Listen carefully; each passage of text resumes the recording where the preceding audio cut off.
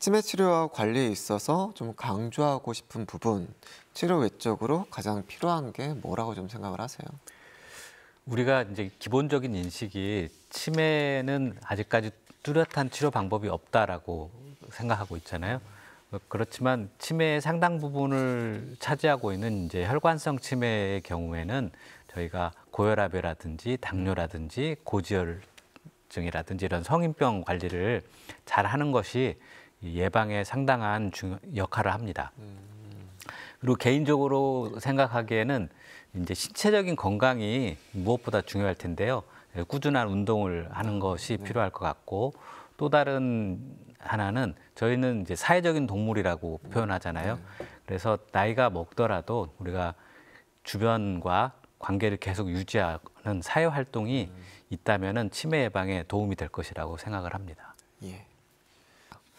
중앙치매센터에 따르면 2015년 64만 명이던 치매 환자 수는 105만 명으로 2배 가까이 늘었고 2050년이 되면 300만 명으로 늘어날 것으로 보고 있습니다. 수치로 보면 낙관적인 미래는 아닐 것 같습니다. 세 분은 가까운 미래의 모습을 좀 어떻게 예측하는지 여쭤보겠습니다. 감독님 말씀해 주시죠. 치매에 관한 관심도가 급증할 것이다라는 거는 사실 너무 당연한 이야기고요. 다만 예측이라기보다는 좀 기대하는 바가 있다면 아직까지는 치매라는 병에 대해서 국민적 인식이 너무 무섭고 두려운 병이라고 나와는 상관없는 병이라고 생각하는 경향이 조금 있는 것 같아요.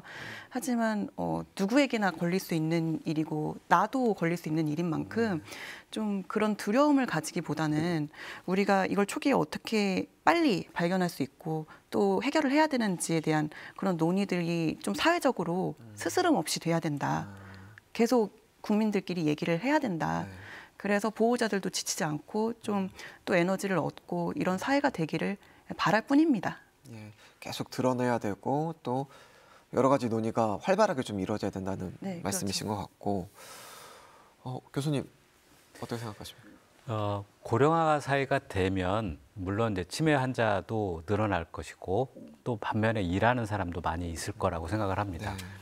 지금 우리 사회의 특징을 보면 현재 치매 환자를 돌보고 있는 세대가 베이비 부머 세대들이 주로 이제 치매 환자를 돌보고 있는 상황입니다. 그렇지. 그리고 상당히 많은 부분을 차지하고 있는 인구 구조죠.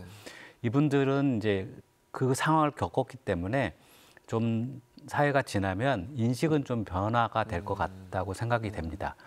그리고 하나는 저의 기대이기도 하지만 어떠한 한 도시는 아마 고령 인구 친화적인 도시가 생겨서 거기에 맞춰서 생활하는 사회가 되는 것도 우리가 기대해 볼 수 있지 않을까 생각해 봅니다. 원장님이 예측하는 좀 미래는 좀 어떻습니까? 네, 말씀 다 해주셨는데요. 치매가 향후에 관리가 가능하다는 인식과 치료법이 적절하게 조금 더 개발된다고 하면은 경증 정도의 치매 환자들의 경우에는 아마 미래에는 경제 활동에도 참여가 가능할 정도가 되지 않을까 생각을 해봅니다. 물론 기대도 해야 되는 거고요.